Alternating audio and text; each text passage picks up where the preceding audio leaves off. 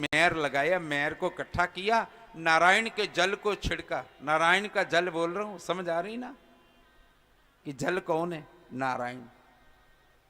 छिड़का, बालक खड़ा हो गया। पीली धोती बांधे, नाटा शरीर, मोटा पेट, 4 हाथ, एक में डंडा, पुस्तक माला और लड्डू पकड़े हुए, मुकुट लगाए हुए, तिलक लगाए हुए सुंदर पुत्र प्रकट हो गया। हाथ जोड़कर बोला, माता मेरा नाम और काम बताओ। माता पार्वती ने कहा, पुत्र तू मेरी बिने से पैदा हुआ, मैंने तेरे आगे बिने रखी। बिने, बिने मैंने प्रार्थना, इसलिए मैं तेरा नाम क्या रखती हूं? विनायक। वाह, हाँ, मैं तेरा नाम विनायक। माता ने नामकरण किया था विनायक। गणपति तो ब्रह्मा ने रखा, विनायक। बोला मेरा काम, बोला ऐसे कर, दरवाजे पर खड़ा हो जा, और अब गुफा शिव जी की एक ना बुआ ना बारी, रोडवेज दी लारी है। मैं नहाने जा रही हूं, ले डंडा और लड्डू खाते रहना, कोई भी आए अंदर मत आने देना। विनायक जी पैरा देने लग गए, इतने में शंकर आ गए। जैसे ही अंदर जाने लगे, गणेश ने डंडा डिया दिया। बोले तू कौन है? मैं तो घर का स्वामी हूं, मैं तो अपने घर जाऊं आऊं, तुझे क्या? तू कौन है? कहता मैं इस घर का मालिक स्वामी। गणेश कहता, देवता इकट्ठे हो गए कि ये भोले शंकर के जहां कौन? सब देवताओं ने युद्ध किया, पर मां की शक्ति ने, गणेश की भक्ति ने सबको परास्त कर दिया। शिव जी ने सोचा ये तो कौन है?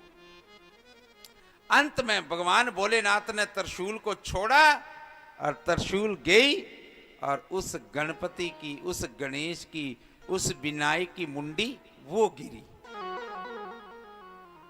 जैसे मां पार्वती बाहर आई, देखा पुत्र का धड़ अलग, सिर अलग।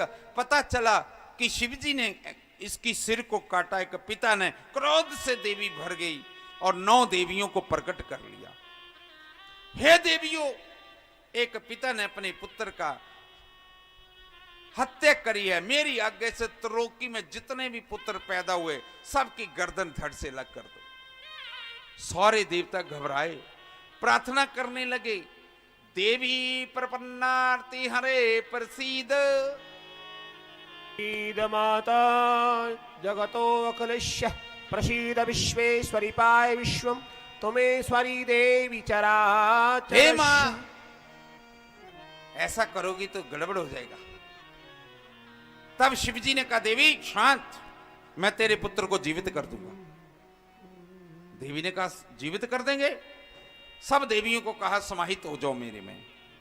सब देवियां समाहित हो गई। तभी शिवजी ने विष्णु को हुक्म किया, तुम उत्तर दिशा में जाओ, सुदर्शन चक्र को लेकर जो भी पहले मिले उसकी गर्दन को काट देना।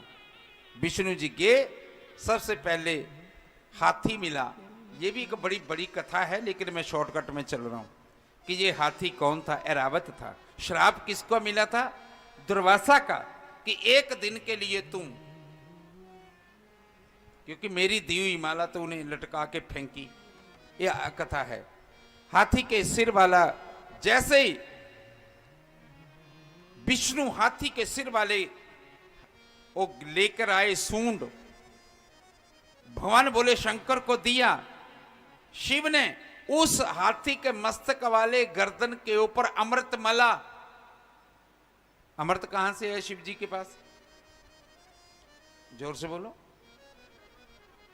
शिव जी के मस्तक पर कौन है? चंद्रमा। और चंद्रमा के हाथ में क्या है? कलश, अमृत कलश। उससे अमृत को लिया, कटे हुए हाथी की मुंडी पर मला, और जो गणेश का धड़ पड़ा हुआ था उस पर रख दिया, और हाथी के सिर वाला बालक खड़ा हो गया, प्रणाम किया। प्रणाम किया। देवी प्रसन्न तो हुई, देवी बड़ी प्रसन्न होगी,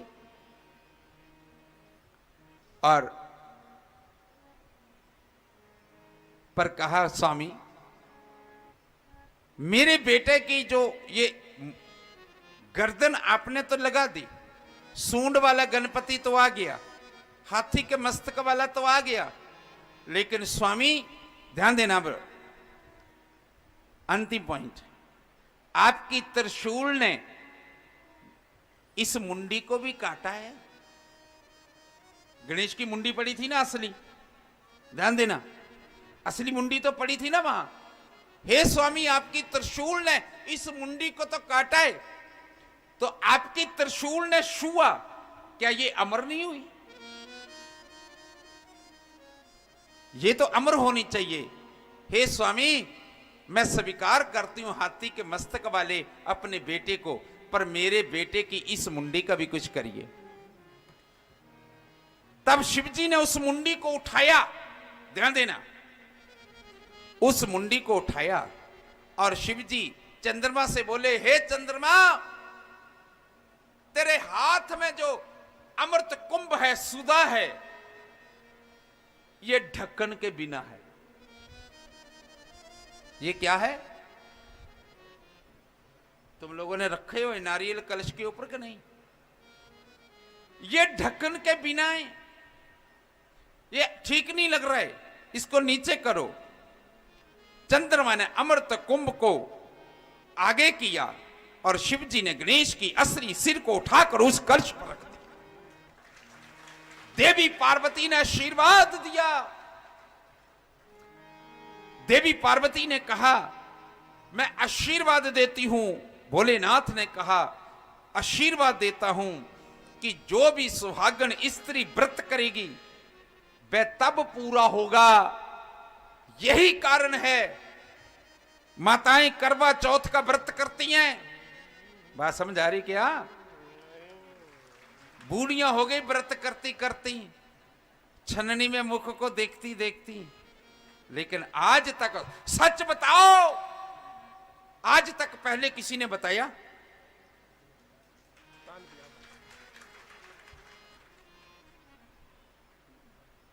वरदान दिया कि जो भी सुहागन स्त्री, जो भी कभी भी कथा में, पूजन में, व्रत में, पूजा में, पाठ में कलश की स्थापना करेगा, उस पर इस गणेश की रूप में, नारियल के रूप में, और जो सुहागन स्त्री जो भी व्रत करेगी, चाहे वो किसी भी धर्म का हो, इस्लाम भी जब उनके अपने रोजे आते तो सबसे पहले किसके दर्शन करते हैं? चंद्रमा के। चंद्रमा के, लेकिन वो भी आधे के हैं, अधूरे आधे के, वो तब पूरा होगा। यही कारण है कि माताएं करवा चौथ का व्रत करती है, गणेश का व्रत करती है, कथा भी गणेश की सुनती हैं, और तो किसका दर्शन करती हैं रात को? क्यों? क्योंकि गणेश जी का असली सिर चंद्रमा के अमृत कलश में निवास करता है। अब बात समझ आ गई? इस बारी का करवा चौथ फिर तन तन याद रखना, कभी गौर से देखना, आपको पक्का गणेश का चंद्रमा को ध्यान से यदि देखोगे ना, अब पहले तो कुछ पता नहीं था, पहले तो गा रहे थे कि मेरा गुरा नो भी दाग नहीं, चंद्रमा नो दाग पै गया, और गुरा जिन्ना दाग पता नहीं, वो गुरु जाने चंद नो भी दाग है, और तुम गा रहे हो टलियां बजा के कि मेरे गुरा ने दाग नहीं। वो तो गुरु बताएगा है कि नहीं, तुम्हें क्या पता है? वो दाग नहीं है, वो गणेश का मुंड है, मुंडी है। जैसे रहू की मुंडी बताई थी ना मैंने आपको, रहू की मुंडी किसके गले में है? जोर से बोलिए। शिवजी के गले में। और तुम लोगों कहते नहीं वो तो पार्वती सती की मुंडियां जितने जन्म लिए ले 10, पत्नी नहीं गले में रखी जाती, वो तो पहले दिन गले में पड़ जाती है माला डालकर।